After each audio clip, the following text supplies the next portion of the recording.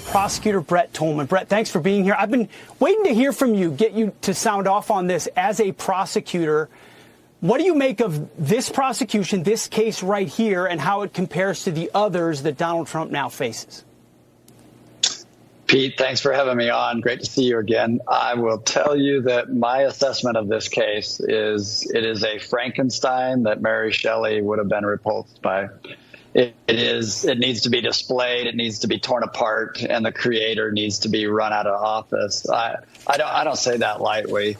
You're using a RICO statute that is aimed at organizations that conduct themselves purely for corrupt reasons, in engaging in criminal behavior and conduct that we are trying to root out under the guise of some legal business. That's what RICO is all about. I've brought those cases.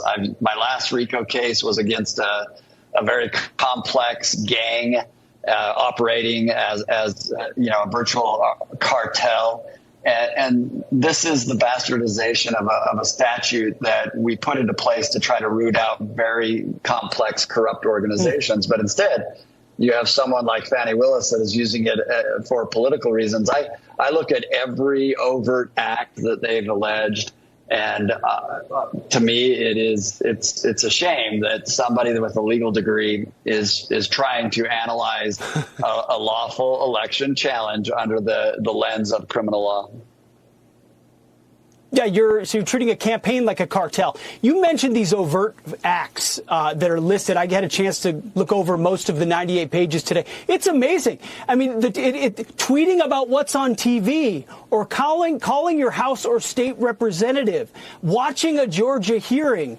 Can you send me a phone number? All followed by the sentence of an overt act of furtherance of the conspiracy. So the Trump team believed the election in Georgia was wrongly decided. We're seeking evidence, and every one of those actions are stacked. I mean, adding those on, does that help the case or hurt it? Like, they're just loading it up. You mentioned Frankenstein. They're trying to make Frankenstein look beautiful, I guess.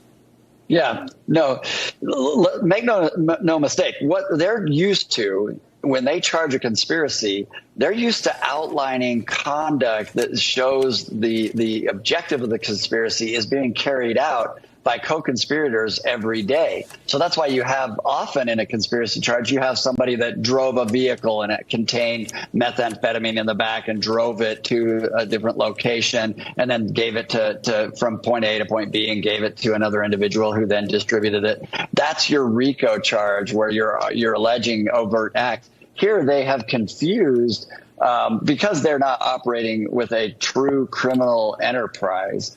They're then trying to list all of the behavior of lawyers and a client trying to use the legal system to object to an election. They're then making all of the mundane actions, day in and day out actions of a legal challenge, the components of a conspiracy. That should scare you, Pete. It should scare me, and it should scare the American public that we're going to start doing this day in and day out.